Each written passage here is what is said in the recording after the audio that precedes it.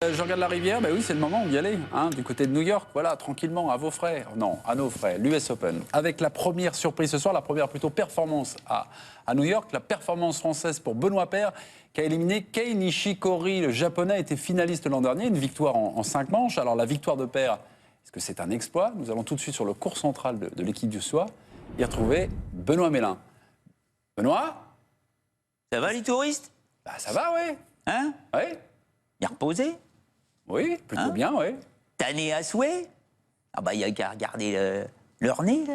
Regarde, on est tellement bronzé qu'on dirait qu'il est tombé dans un pot de Nutella celui-là. Sans rien. Hein? Bah, tant mieux à l'arrière. Hein. Oh, comme ça on peut y aller direct. Vous êtes prêts? Ouais. Qui ne saute pas n'est pas français.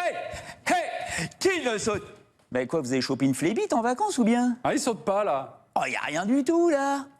Parce que je peux te dire que les ricains, ils peuvent la ranger, leur bannière étoilée, là, vous la voyez, là, en haut du Arthur Ashe Stadium, là?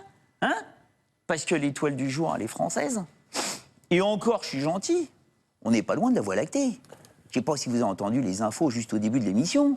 La Mladenovic, la Kiki, qui se bat Kuznetsova. Le Tsongi qui se promène contre Nieminen, Océane Dodin.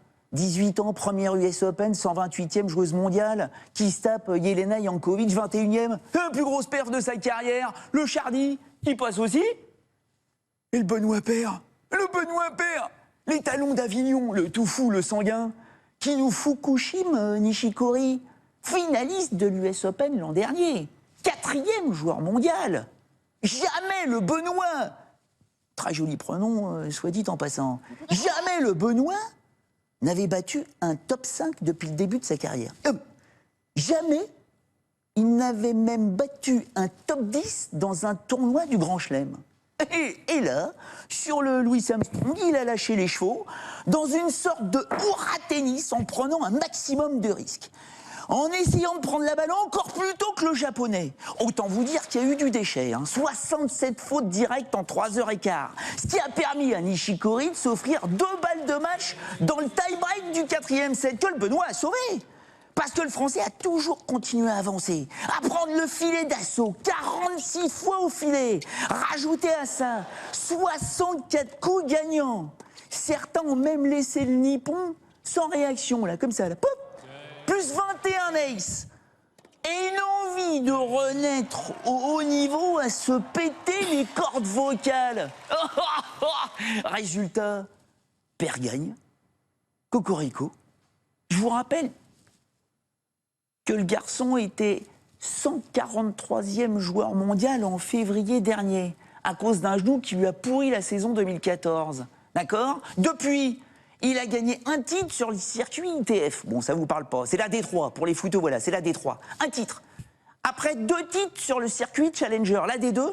Et son premier titre ATP sur le circuit principal, fin juillet, sur la terre battue suédoise à Båstad. Et hop, 100 places de gagné. 41e mondial. Et Nishikori aujourd'hui, pour s'ouvrir le tableau, ou perso, je le vois bien aller en 8e de finale contre Tsongix, ce qui nous ferait un Français assuré en quart de finale. Ça voudrait dire peut-être même qu'on peut aller jusqu'en demi. Hein? Pourquoi pas? Les loulous, je vous rappelle qu'on se retrouverait pour la 3e fois consécutivement cette année avec un Français en demi-finale d'un tournoi du Grand Chelem, après Tsongix à Roland-Garros et Gasquet à Wimbledon. C'est pas du tout impossible. D'accord, les loulous? Okay. Il y a des jours comme ça qui t'euphorisent l'espoir. Okay. Qui ne saute pas, n'est pas français. Réveillez-vous les loulous là, oh! On va se réveiller, ne vous inquiétez pas. Merci Benoît, impeccable. Bon, votre prono, ça va peut-être certainement porter chance à Benoît Paire, ou pas. Ribéry.